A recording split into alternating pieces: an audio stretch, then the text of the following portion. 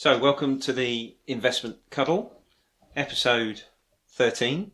So, today on the podcast, we're going to talk about investing for dependents. I'm Gary, and I'm here with Philip. So, Philip, I think the idea of the dependents subject today will focus on children, but there's also dependents around parents, grandparents, anybody that hasn't either got the cognitive function anymore to look after their money, or children who are too busy building Lego to worry about finances. So let's start with the subject of a new baby. So it's quite traditional in families that people will give as a gift of money, cash, when a child is born. So what options have we got with that money? You know, we can put it under the mattress until the child is 21 and say, there you go, well done, there's £10. What options have we got? Well, that's a good point you brought out there. Is when you're giving money to children, you've probably got to think about the long-term inflation risk. So if you gave them a tenner today, it won't have a £10 worth of purchasing power in 20 years' time. I'm fairly certain of that. So what the Victorians used to do was actually give gold sovereigns, gold coins, to the child, particularly as it had sentimental value because it was actually minted in the year of their birth. Now with those ones, because it is actually a precious metal coin, they have the benefit of following inflation over the longer term and keeping more of its purchasing power, as well as being something sentimental. Other things people have done is you could put a savings account. It's a little, you're not going to get very much, so inflation, purchasing power, inflation erosion is a likelihood. Another thing that people often do these days is invest it here in the UK with national savings and investments. Usually, child bonds, or particularly popular is also premium bonds. Yeah, because the premium bond, I remember getting premium bonds. Well, I don't remember getting premium bonds. People bought me premium bonds, which I remember my parents telling me about. What is a premium bond? Well, effectively, a premium bond, it's a lottery. You buy several £1 bonds, and what you're gambling on is the interest. So the capital you put in there is perfectly safe. All you're gambling on is how much interest you've got. So every month there's a prize draw, of which I believe 2 people win £1 million, or 2 bonds win £1 million.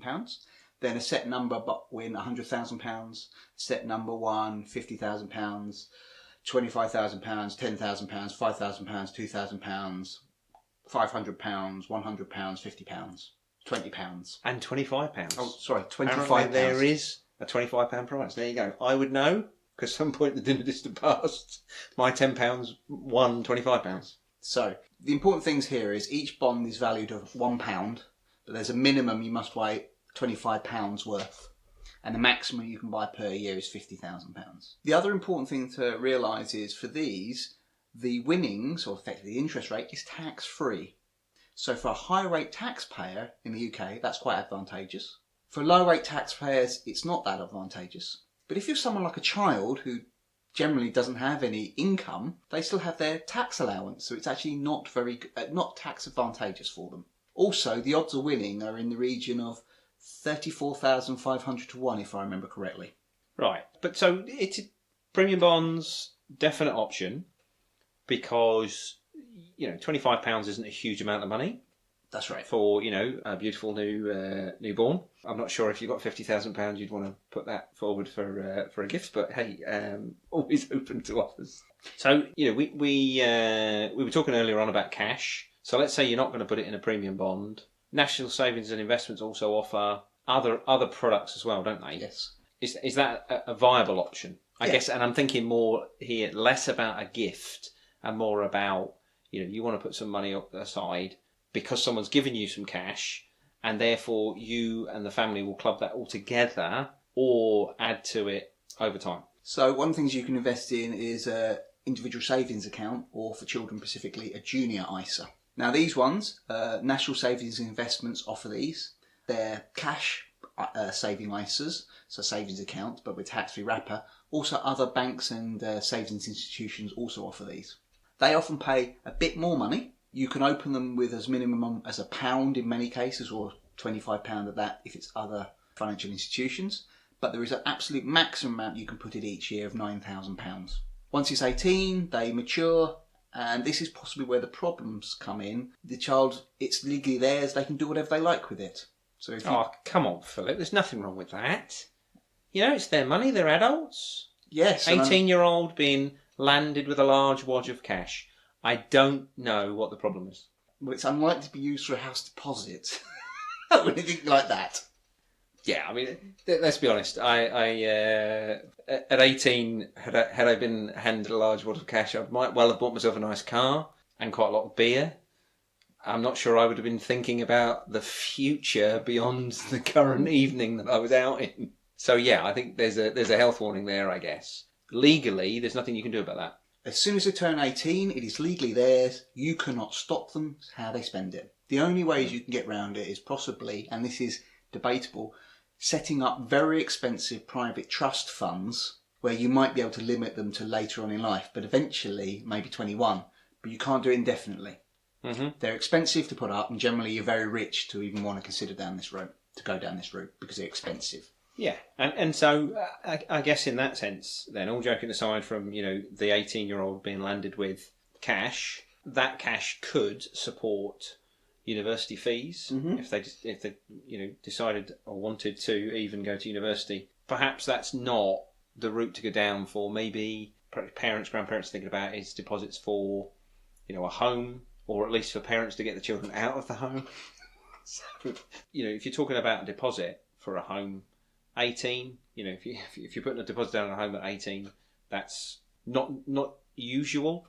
I think it would be more around college fees and that sort of thing. So, there's other options for parents, grandparents, and carers of children that you could ring fence that money so it isn't legally theirs at 18. Yes, but then the only ways you can do that, apart from setting up private trust funds, is to do something with a pension. Otherwise, the day they turn 18, it's legally theirs and you cannot stop them spending it. Yeah, and so what I think I'm saying is you ring fence it by not putting it in their name. Yes, but then you leave it in your name or somebody else's name. That but then that cash is theirs. Yes, but then it's taxed at your marginal rate, so it's outside of anything. Yeah. So, but if you turn around and you said earlier on about the ISAs, let's assume you put the money in an ISA. It's in your name. Should anything happen to you, that's their money anyway, and you can control that money. And let's assume they are a very sensible individual at the age of 18. You may write them a cheque or do a bank transfer, is more common now. But if they're a little bit creative at 18, perhaps you might want to wait to give them access to that money. That's one of the ways to control it. And as you said, there's tax implications there. But to be honest, there are tax implications for any of this. Oh, right. Right. So we've just been saying there about tax implications. If the situation is that we're not talking children here, and we talked about the individual savings accounts, the ISAs. If you've got, let's say, responsibility for a parent or an adult who isn't really interested in finance, doesn't want to manage the money or anything like that, you've got a situation where you take responsibility for that money. Let's say they hand you some money over and then you put it in an ISA. Can they just do that? Yes, but legally, once they've done that, the money is no longer theirs. It is the person they've given it to. So if you do anything like this, it's totally down to trust. You can't trust them. There's no legal recourse to get your money back. But it can be a way of helping. For example, particularly if it's elderly people, if they gift the money away and the gift is given over 7 years before they die, it is not part of their estate for inheritance tax. So you can slowly drip feed money every year to someone and slowly reduce your estate to the point where inheritance tax is minimised or maybe totally brought below the threshold. Okay, so there is an option there, and that money that's transferred over can be used for care or getting work done, whatever it is, whatever's required, whether it's property or whatever, you can do that. But there is an element there of trust in the transfer of that money. Because the legal ownership has now changed. Right. So that has to be clear. And when do you ever hear there ever been problems with money in families? I mean, that's never in the newspapers. Those stories, are they? But yeah, okay. So ISAs, bank accounts, all those other things that the money could be transferred across. But essentially, you can then ring fence that for the individual concerned. But you would do that. It's not ring fenced. It's part of your money. You would have to ring fence it amongst your other savings. And I wanted to bring you back to gold, silver, precious metals. I think you classed them as barbarous relics. That was a quote from the previous governor of the Bank of England. Right. With gold and silver, you said earlier about Victorians buying sovereigns for children. So sovereigns, and I guess we also talked about the £25 that you're putting in premium bonds potentially. Sovereigns are quite expensive, aren't they? So a sovereign is the old historic British £1 coin. Now it's just under a quarter of an ounce of gold from memory. So at the current gold price, you're getting on for like £275, £285 per sovereign. Also, there are half sovereigns, which are just under 1/8 of an ounce of gold, which are approximately £150. You pay slightly more per unit of gold in those. Also in the UK, there are Britannias, gold Britannias. These are 1 full troy ounce of gold, but they also do smaller versions such as half Britannias, quarter Britannias, and 1/10 Britannias. A Britannia, because it's a full 1 ounce of gold, is approximately £1,200, I believe. And the others are scaled similar. Now, they're the gold coins. In the UK also, the Royal Mint also produces silver Britannias, which are 1 ounce of pure silver. Now, silver prices, as you know, are much, much lower. So one of those costs normally around about £20. The only difference is gold, if it has high enough purity, so a sovereign purity which is 22 carat or higher, you pay no VAT on it because it's investment. Silver, platinum or palladium coins, unfortunately, no, you have to pay VAT on it. So silver coins, you'll pay 20% on it. To immediately make a 20% loss, it has to increase 20% before you even break even. But if it's a legal tender coin in the UK, of which a Britain is, that is a £100 coin. A sovereign is a £1 coin. And I think from memory, a silver Britain is a £2 coin, I think. You pay no capital gains on it. So that, over a long period of time, can be very advantageous. If you were to buy other coins, such as Cougarans, gold Cougarand, although you won't pay VAT on it because it is pure gold, you are liable for capital gains. If you were to buy a silver coin from Canada, a silver maple leaf, you would have to pay VAT on it because it is non-gold, and you would also have to pay capital gains on it. So if you're in the UK, Britons, sovereigns, are advantageous because there's no capital gains on them. And if it's a gold coin, there's no VAT. But if you want to buy silver Britons, in a few years they do produce platinum or palladium ones, you'll have to pay 20% on them. But they are something which does mean for over a long period of time, you get some inflation protection, historically. And, and that's a nice thing for someone to have as they grow up and someone's thought about them when they first arrived. I guess there's storage issues, because we're talking things of significant value here. Yes. So you've got to think about where you're going to put them. There are companies out there that will hold items for you. So that's another aspect to consider. But so we didn't really go too much detail into pensions, which I think are another option for dependents. Certainly younger children. And I think partly, I don't know what you think, Philip, but my challenge with all of this is time frame is so very far away. Whenever I've talked to anybody about this, they've struggled to get their head around why you would even want to do that. So how do you translate that to somebody when you go, right, this person's, we've got a newborn and you're talking about pensions. That doesn't compute, surely. You're talking about the beginning of their life and somewhere near the end of their life. So how do you resolve that? So let me talk about this. Now, this is taking advantage of compound interest, where the longer they can invest in, the smaller amount you need to put in there to get a very large sum of money. So as soon as the baby is born, it has effectively got 65 to 70 years of compound interest. Now, just to give you an example of how powerful that can be, if you just paid in £50 a month as soon as they're born until they reach 65, and we just assume interest is paid yearly and you've got growth for, say, 5%. After sort of 10 years, you've paid in £6,000. The interest you get per year is about £355. The total interest is about £1,750, and the total balance is about £7,750. We move on to, say, 20 years. The total amount that's paid in is £12,000. The interest received per year is about £956 a year. Total amount of interest received up to that moment, or investment return, is about £8,372, and the total pot is about £20,000. We move it on to, say, 65. The total amount of money paid in, £39,000. The interest received in that year will be about £13,389. Total amount of interest received, £242,446. Total balance, £281,446. Over £250,000.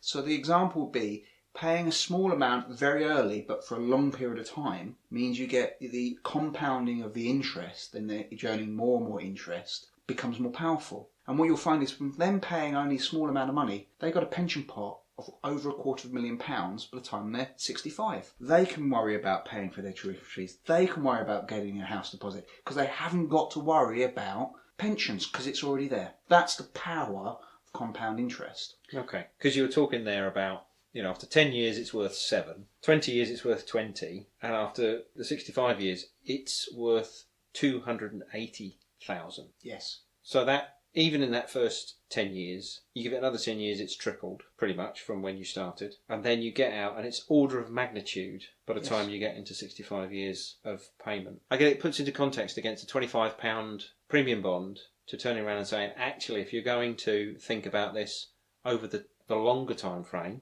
and you are, a grandparent who's got a little bit of disposable income, because let's just assume that grandparents have a little bit of disposable income now, you could do that every month, and by the time they get to 18, okay, I guess with a SIP, you've got the issue that it becomes their money to manage when they're 18, but that is the difference, isn't it? But they can't touch it till 10 years before their statutory retirement age. So even if they're the most profligate spender in the world, the government and the laws, they can't go and waste it until they're 10 years before their retirement age. Yeah, so the worst case scenario is you don't, after those 18 years, you don't add any more to that, but you still end up with a compound interest over that period. And if parents want to continue to support that beyond the 18th year, or grandparents do, that's a discussion. But it's a really powerful thing, which people don't realise. Well, people don't realise about it, but also, don't you get help with that as well? There's other tax reliefs you can get as well. Because even though you are a non-taxpayer,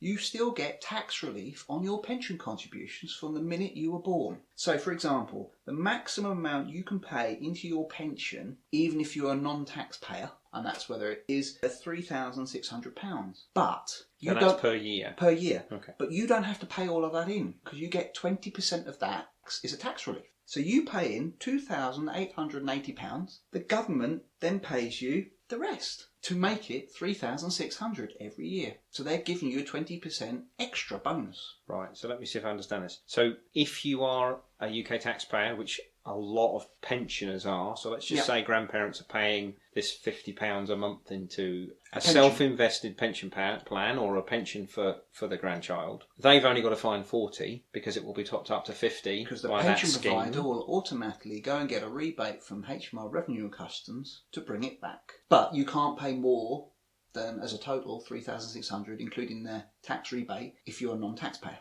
No, but that's still a lot of money going in per year. Yeah, I was going to say that's a lot of money going into a pension. There's not that many people pumping that sort of money into a pension every year, let alone for somebody who's dependent or someone in the family. Okay, so one of the vehicles to invest in a pension is going to be the SIP, self-invested pension plan. When you're talking about the compound interest and the number of years, what would you buy then? What's the simplest thing to buy in one of those vehicles for this kind of pension? Because you're looking over such a long period of time, you're looking at something that pays a dividend that can be reinvested all the time. And to be honest, I will probably look at one of the tracker funds. You'll get the investment return from the dividends they pay. You'll get cost pound averaging because you'll be buying them every month. And there, you'll get those sort of returns. So if you listen to, I think it is episode 7, we talked about buying tracker funds. That'll give you an idea. But unless you were actively really interested in managing the money yourself, that'll be probably what I pick, one of those sort of tracker funds. Okay. So in tracker, again, we're not talking about the chocolate bar. We're talking about tracking an index through one of those products. And as you say, the fees are very, very low. You can do pound cost averaging. The platforms will generally allow you to set that up. So it's not even something you have to do every month. It just will run automatically. Pick your favourite in terms of fund. Dividends will be reinvested. It's all done for you. Extremely low maintenance. Okay. So I think, Philip, just to wrap all this up, there's so many different options to invest in for certainly for the younger generation, whether it's newborns or young children. And I guess for the older dependents, we've said there's the inheritance tax options to have a look at and see if there's anything that can happen there. But it very much comes back to time frame. Yes. Like all investing, it comes down to what are you investing for and over what period of time, because then that will help you decide what is the best vehicle or vehicles you should consider. Yeah, I mean, I think that the basic rules are if you are looking to use the money fairly quickly, so someone gives you some money, next couple of years, keep it in cash, and if you're looking at, maybe a 20-year horizon, there's a newborn baby, you think they might get to university, they might want college fees, or you just want to put some money aside for them, you can invest that. And we've covered quite a lot of those today. And the same, I think, with a deposit, if you want to try and get them on the housing ladder. What that's going to look like in 20 years, who knows? And then if you are looking at much longer time frames, with the help available, a pension is, for me, quite an incredible gift. It's something you wouldn't need to think about. Certainly I didn't think about pensions until I was quite old. So therefore I now need to pay a lot more per month than if I'd started when I was 1 year old. It can be a very, very small amount of money you need to pay in those days compared to what I have to pay now. Yeah, and that comes back to the compound interest, taking advantage of that. Is it the seventh wonder of the world? Eighth wonder of the world, compound interest. Who said that? Albert Einstein, I believe. All right, so I don't think we can say any more than that. No. Thanks to Philip for his time today, and we'll see you next time.